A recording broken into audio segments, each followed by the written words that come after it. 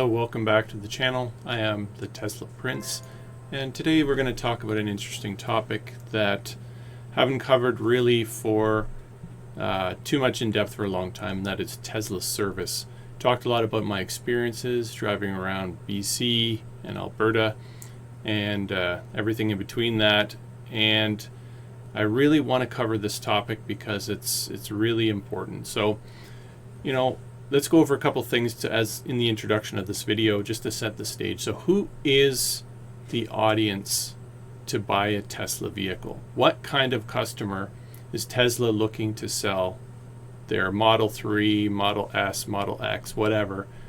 Who are they trying to sell their cars to? Everybody? Is a certain demographic? Who are they trying to sell to? I say that because we'll get back to this. What kind of effort do you expect to put into this car to get service? A car that costs in Canadian dollars, $50,000 or more, what kind of service do you expect, and what is the audience Tesla is targeting to sell these cars to? So when I first purchased my Tesla Model 3 all-wheel drive in basically the end of 2019, early 2020, I was told at the time through people in my local city, as well as Tesla sales and service, that there was mobile service. And in fact, early owners in this town, in Prince George, they actually did have Tesla mobile service, came up here and serviced their vehicles. And that's what I was told. But that's not been my experience since purchasing this vehicle. And it has changed quite a bit. And actually, it's not just changed for us, but I would suggest it's changed across Canada. I don't know if this is the same in the US, but a lot of people have been talking about this across Canada. And so I really want you to consider the information I go over and see how it applies to you. So this is the first new car I've ever purchased. I'm one of those people who would tell everyone never buy a new car. And even when I went to get my first Tesla, I looked at the used market at the time, early 2020, and there really wasn't much of a discount. There really wasn't even much of a used market, to be honest. And so I said, okay, well, it only makes sense to buy a new car, basically. So that's basically what I did. I thought it was insane to a degree, but I wanted to take the plunge, and so I did so. So I've owned that Model 3 now for 2.5 years. I've put over 65,000 kilometers on it. I love the car. I have to say that, and let me make that clear. It's an awesome purchase.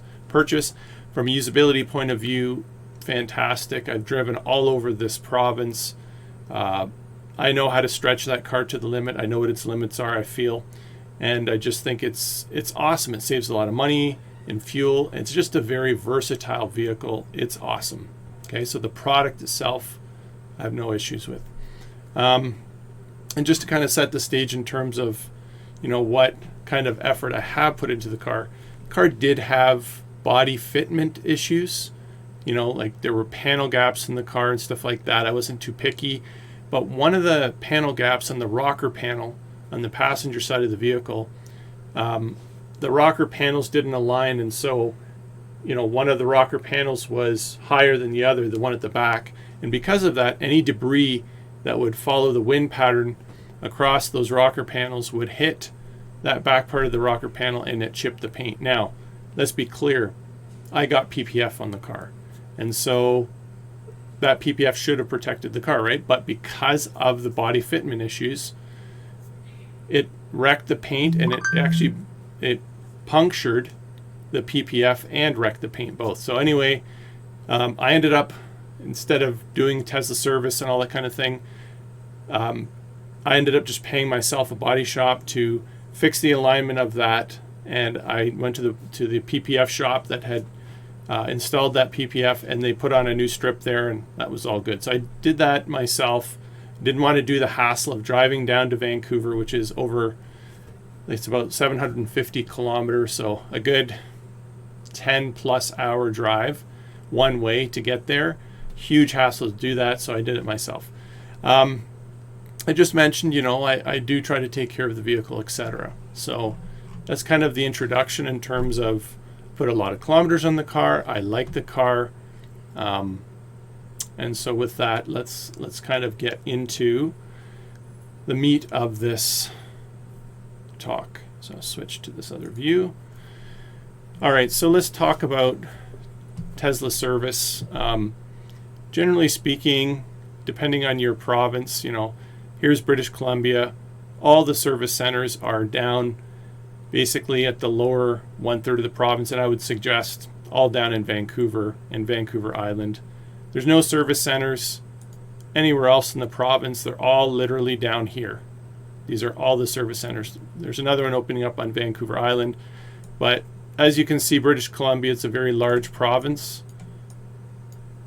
Going all the way up here to the border with Alaska, there's no service centers.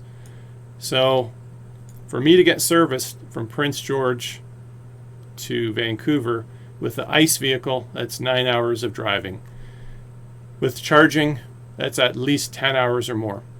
And so it's a big deal to get to the service center. Now, I will say one thing. When I got my car, Tesla talked about the warranties. There's a 4-year warranty, an 8-year warranty. I know there's kilometers in there as well. But they said if there's a problem, and you can't drive your car, because that was a concern I had, we'll tow it down there and they'll fix it. But they said there's Tesla mobile service anyway for minor issues, all that. Since that time, owners in the area that I live in, everything's changed. Tesla's decided to no longer offer mobile service. Essentially, I would say above Kamloops, like up here in this big part of British Columbia, you are not getting any service. All this area here that I show the mouse on, basically Tesla provides service down here in the lower 1/3 of the province. If you live anywhere else, they're not sending any mobile people to you. You have to figure it out yourself. Now, I'm not sure what they're saying to people today, but what they told me and what I've actually received is very different. Okay, let's get past that. That's just what kind of service you can expect if you live, let's say 400 kilometers, like a 4-hour drive or more away from a service center. You're going to have a tough time with Tesla service, no question there. So, like I mentioned here, British Columbia, they're all down there by Vancouver.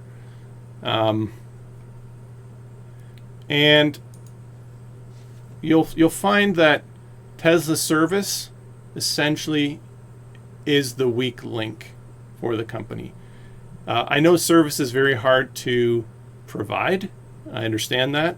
All the other OEM dealerships have to provide service. It's something difficult, but here's my story. So initially back in at some point in early to mid-April of 2022, I had a problem with my trunk. The button on the outside of the car, that pressure button, you push it and the trunk should open. It wasn't working. So I was already going to make a trip to get down to Vancouver for other reasons. So I scheduled an appointment to get that button done. And I guess that wouldn't be a big deal, but it was annoying because up until that point, something like that would have be done by Tesla service, mobile service, but they don't come to my city anymore. So anyway, I was already going down, no big deal. So then I go swap out my winter tires for summer tires, or all seasons, whatever. And I had noticed a loud noise near the end of winter, and I just thought it was the winter tires because they're very aggressive. I have the Nokian R3s, and great tire, by the way, for winter for Tesla Model 3. Anyway, so I put the all seasons back on and the noise didn't go away. So immediately suspected something's wrong. I thought probably the wheel bearings just by the noise. I've had another vehicle that's had this problem many years ago. I went to a friend in town who runs a mechanic shop who's EV certified, and he went for a drive with me. He agreed it's most likely the bearings. So I called Tesla service multiple times and told them about this issue, and they said, okay, we'll add you into the slot for your service appointment that you already have. We'll add that as another thing. And at that point, over the next 2 or 3 days, I ended up speaking to a number of different service people to ask a bunch of different questions. So here was my dilemma. So here I was already going down to Vancouver, but I wasn't sure if this would be covered by warranty. And if it wasn't going to be covered by warranty, I didn't want to go through Tesla because they can be very expensive for what they charge. And this person that I know who runs this EV shop in town, I could just get the parts, right? And he could do it. So that was the thinking I had. So they said, well, if you get the parts shipped, it's not going to be under warranty. Better bring it to us. So it's giving that indication like this would be covered under warranty. I better go through with Tesla. So in all of those discussions, I also found out if for some reason you would like to get service, because, by the way, Tesla will only pay for 800 kilometers of towing distance. So if you live more than 800 kilometers, which is about an 8-hour drive, then you will have to pay for every other kilometer after the 800 kilometers. There's another discussion online in the Canadian Tesla Model 3 group where a lady who lives in Northern Ontario has exactly that problem. Anyways, so you might want to get some service done in your area if there's a shop that'll do it. Well, Tesla will not ship their parts to a non-Tesla shop. The only way you will get parts is you, the customer, has to contact Tesla. You, the customer, has to arrange for somebody like Purelator, some delivery service, to go to Tesla, pick up the part, and they'll have to ship it that way. So you basically have to arrange everything. They will not allow the shop to do any of that. The third-party shop that you would like to get your service done with, they will not allow them in any way, shape, or form to talk to Tesla. And I know this because other people in the city who used to get mobile service, who have worked with this shop I'm talking about here in town, they've taken EV courses and they're EV certified, so to speak. They've had to go through that process. And that's what service reiterated to me going through this discussion. So there's complexity here to get service. Now, coming back to my issue, I had potentially some bad wheel bearings. I talked to Tesla. They said, bring it down here if you want warranty. So I'm already going there, so I ended up going down there. In the meanwhile, when I had asked them about getting service with this shop here locally in town, I said, by the way, are those parts in stock? And I was kind of surprised because the service representative said, oh, they're not in stock. So right there, I told him, I'm coming from Prince George, 8 hours away. Please make sure everything's ready. And in the meantime, the parts weren't even in stock. It was, I'll get those ordered right away. So my point here is, I don't think that Tesla really considers, when they provide service for people, in their mind, it's like everybody who's in the area around us. They're within a few hours. Everybody's in Vancouver. Granted, the biggest population in BC, millions of people live down there in Vancouver. But what about the rest of the province? What about you? If you live far away from a service center, what can you expect? What are you willing to put up with to get the level of service you expect? That's kind of what this video is all about.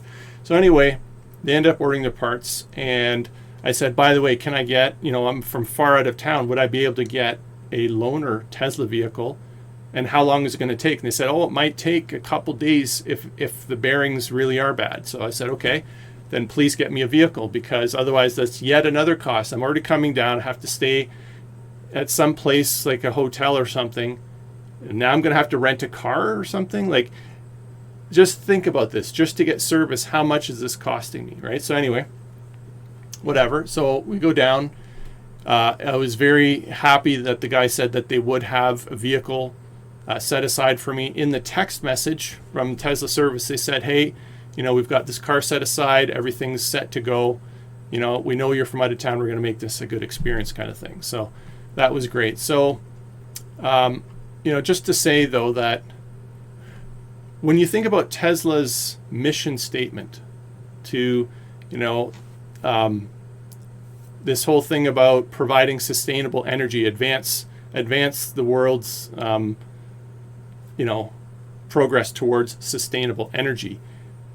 Think about the effort it takes for a person like me to get my car to get service for something like a trunk pressure button, something like wheel bearings. These aren't very big jobs. These are very simple jobs for a mechanic to do, but think of all that effort to get the car there and to get the car back to get something simple done. But that's the only option that Tesla offers. They don't really offer anything else unless you want to pay outside of it and go through all the other complicated stuff.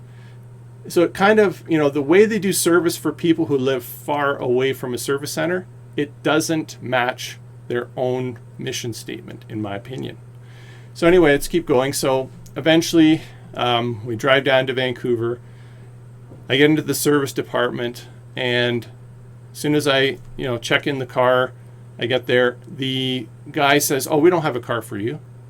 I'm like, "What are you talking about?" The guy told me you have a car, and then the guy comes up from behind me and says, "Yes, we do. Of course we have a car for Mark." And I don't know if it was the service guy who had talked to me before, but if he wasn't there, would I have had a car? Because the other guy said, "We have no cars for you." That was kind of annoying. There's not a level of consistency with Tesla service. But I am grateful that they had the car. I'm grateful that the guy came. But again, it kind of felt like there was unnecessary stress. So anyway, let's wrap this video up. So eventually, my appointment was for 9:30 in the morning on a Monday. So I brought the car at that time.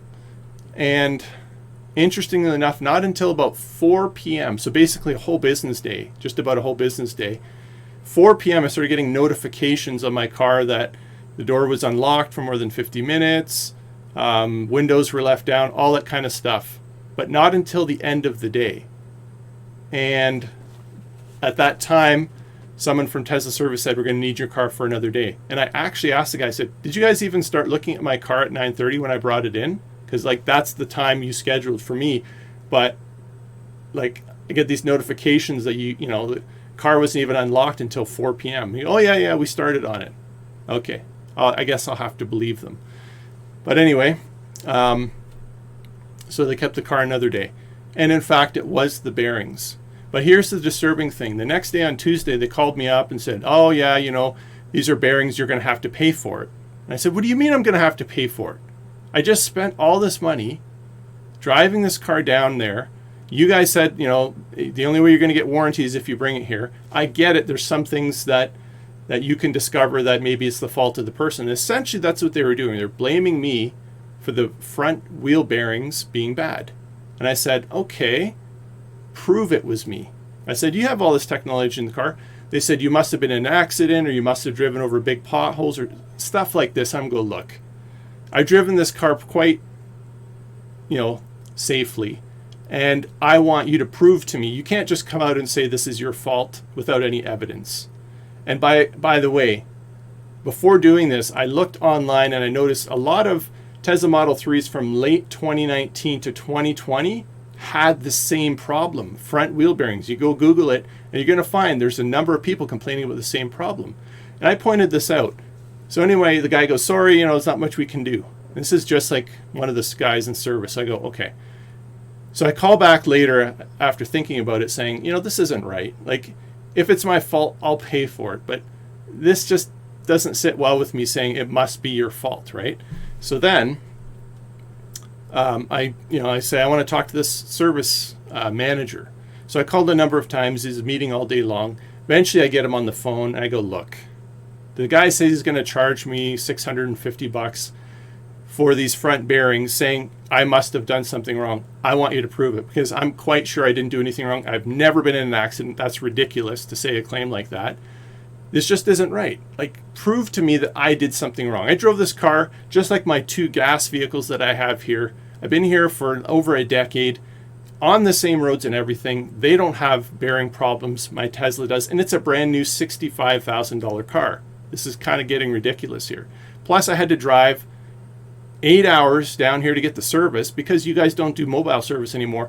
Prove that that's something I did, and I'll pay for it." And he goes, basically he admitted, "Okay, you can't really prove it. Fine, we'll make an exception. We see your point, whatever." And they didn't charge me.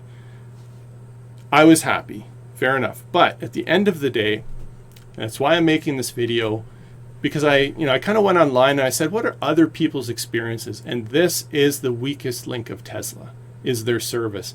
It's been a number of years. A lot of well-known YouTubers have made videos about this topic, and I'm going to link their videos in the description of this video You can check it out for yourself. A lot of like very well-known Tesla fans have made videos saying, Elon, you got to improve your service. And I agree. You know, I think I'm grateful that, you know, they did the things they did, but I feel like I had to do a lot of fighting to get the level of service that I think most people would have expected under my circumstances.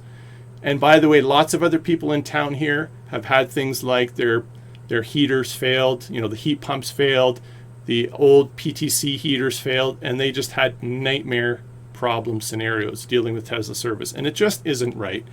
You know, paying that much for a vehicle, you expect that, you know, in all the other ways, the company's very professional. It's just in service, they seem to really fail in this area, and it leaves a really bad taste in my mouth. And so I come back to that original question I asked.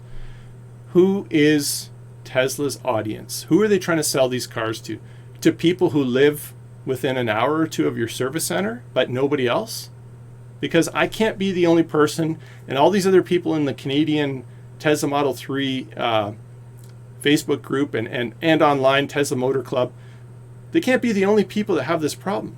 This problem isn't going to go away. Anyone who lives far away from a service center is going to have a nightmare situation unless Tesla figures out service better than this. You know, they don't open up their service information to third parties very well. They do have a subscription thing online, but according to our local shop here, the guy goes, I have to send mechanics 6 months for Tesla training in order to be, quote, Tesla certified. I mean, that's getting kind of ridiculous and very costly. So if you look online, you're going to find they really don't offer something reasonable for third parties to fix their vehicles, and they really need to, or they need to up their game for the service that they provide. It just doesn't make sense. I don't understand why, after all these years, you know, Elon himself was called out on Tesla's service being bad. He said it's a priority. It hasn't changed. It's gotten worse. It hasn't gotten better. And you'll see it online when you look at other people's complaints. Now, is everybody going to have problems like this? No. There's a lot of videos where people say, I love the service Tesla provided. But those people typically are people who live close to a service center because they get Tesla mobile service or something like that. It's very convenient for them.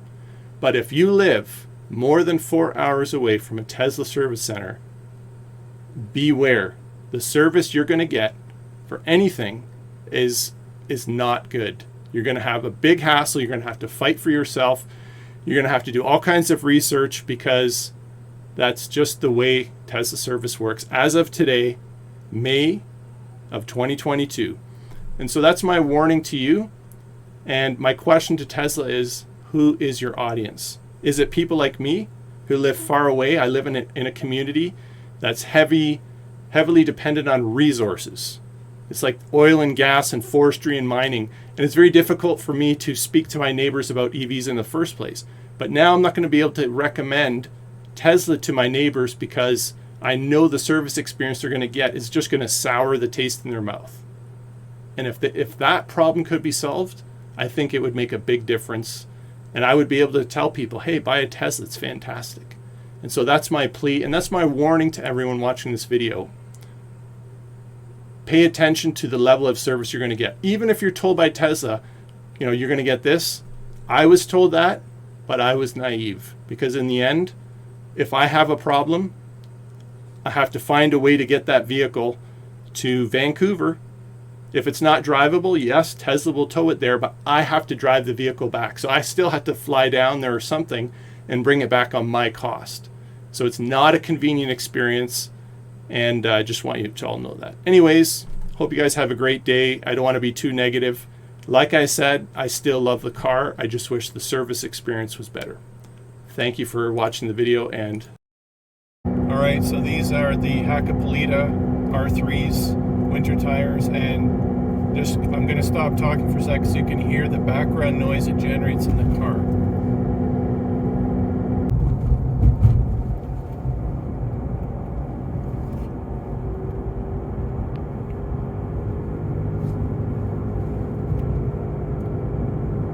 So quite a loud noise.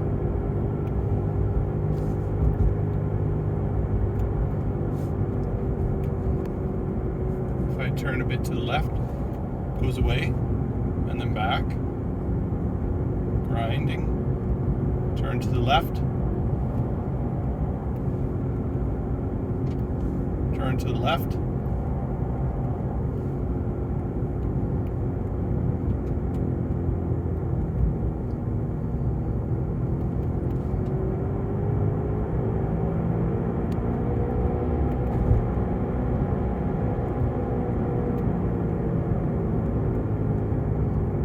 and this is not normal. Last summer, not this loud, not with these same tires.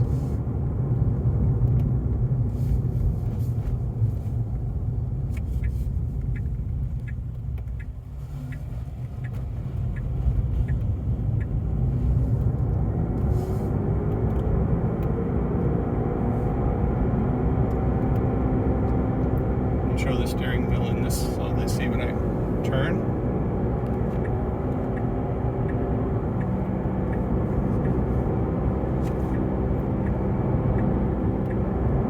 It's loud, straight, or going right, but when I go left, a little bit off, but actually at this speed it just seems to be persistent.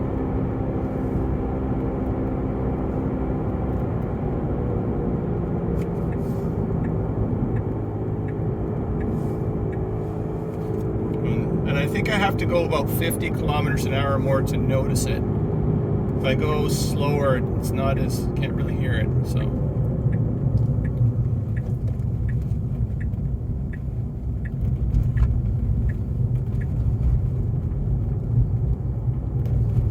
Just barely you can hear it.